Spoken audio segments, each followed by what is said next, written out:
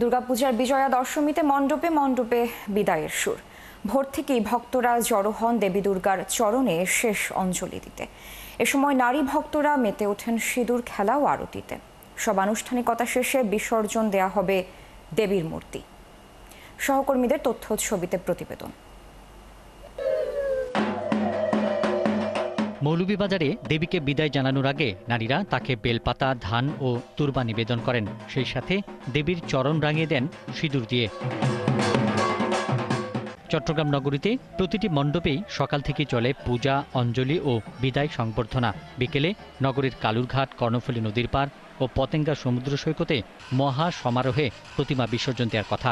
মা চলে যাচ্ছে, মনটা অনেক খারাপ, কোনো ব্যাপার না, আরেক বছর পর মা আবার আসবে। আগামী বছর যেন মাকে আমরা আরো বেশি করে বরণ করে নিতে পারি, এটার একটা অপেক্ষা। সকল অকল্যাণ অমঙ্গল দূর হয়ে সুখ সমৃদ্ধি শান্তিতে ভরে ওঠে আমাদের জীবন। মানিকগঞ্জে দেবী দুর্গাকে শেষ মুহূর্তের অঞ্জলি, প্রসাদ বিতরণ ও যজ্ঞ করা হয়। দেবীর কাছে প্রার্থনা করেন মানব কল্যাণ ও অশুভ শক্তির বিনাশের জন্য।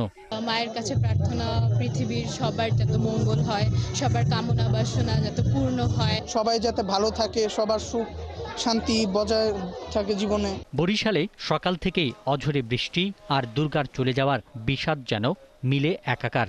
এমন পরিবেশেই দেবীর চরণে শেষ অঞ্জলি দিতে ও সিঁদুর খেলতে সকাল থেকেই মণ্ডপে আসেন ভক্তরা। সে মাত্র 5 দিন থাকছে, আবার চলে যাচ্ছে, সো মানে মাকে আমরা মিস করব।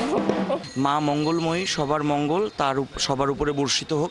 দশমীর দিনে রংপুরে সনাতনী নারীরা আনন্দে মেতে উঠে সিঁদুর খেলায়। রাজশাহীর মণ্ডপে মণ্ডপে অনুষ্ঠিত হয় সিঁদুর খেলা। বিকালে প্রতিমা বিসর্জনের মধ্য দিয়ে শেষ হবে 5 দিনের এই শারদ উৎসব। পিন্টু হাজং, ৭১।